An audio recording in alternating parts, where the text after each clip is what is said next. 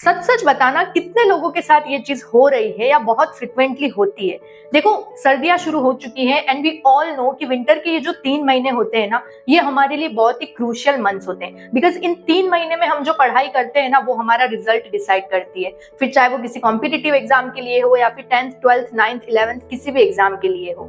But ये 3 महीने उतने ही डिफिकल्ट भी होते हैं क्योंकि ठंड बहुत लगती है, हमें नींद बहुत आती है, पूरा दिन बस लेजी फील होता है, सुबह जल्दी उठा नहीं जाता है, कंबल से निकलने का मन नहीं करता है। और इन सारी प्रॉब्लम्स के चलते ना बहुत सारे बच्चे बस पढ़ाई को टालते रहते कि यार कल से पढ़ेंगे, कल से पढ़ेंगे, कल से पढ़ेंगे, और इसका असर उनके रिजल्ट पर आता है।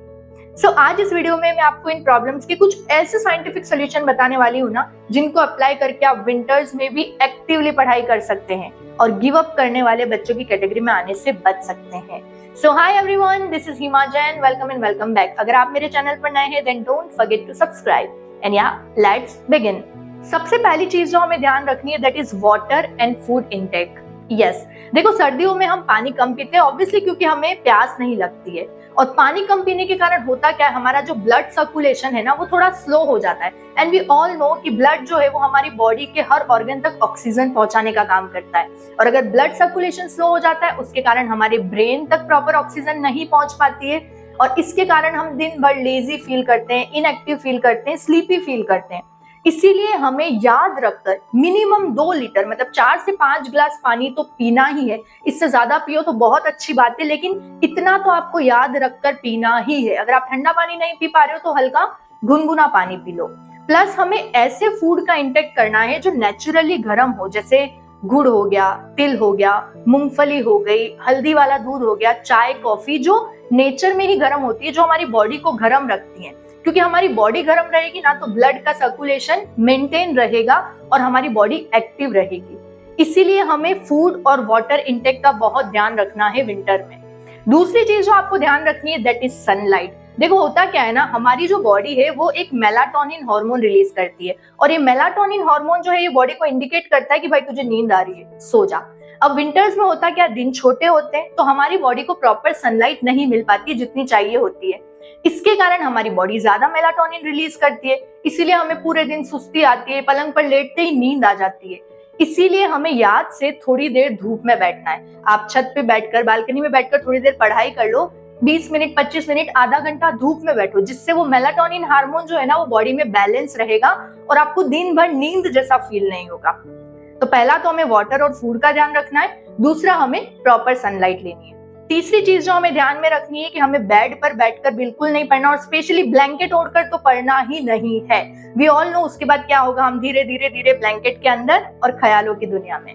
ये चीज हमें नहीं करनी। टेबल और चेयर पर बैठकर ही पढ़ो। अगर आपको ठंड लग रही तो पूरा कवर अप हो लो, 1-2 स्वेटर पहन लो, टोपी पहन लो, सॉक्स पहन लो, पैर को कवर कर लो शॉल से, उसके बाद पढ़ने बैठो। और अगर आपके पास टेबल चेयर नहीं है, बहुत सारे लोग जो पीजी में हॉस्टल में रहते हैं उनके पास नहीं अवेलेबल होता है, तो बेड पर बैठकर पढ़ो, लेकिन ब्लैंकेट आसपास नहीं होनी चाहिए।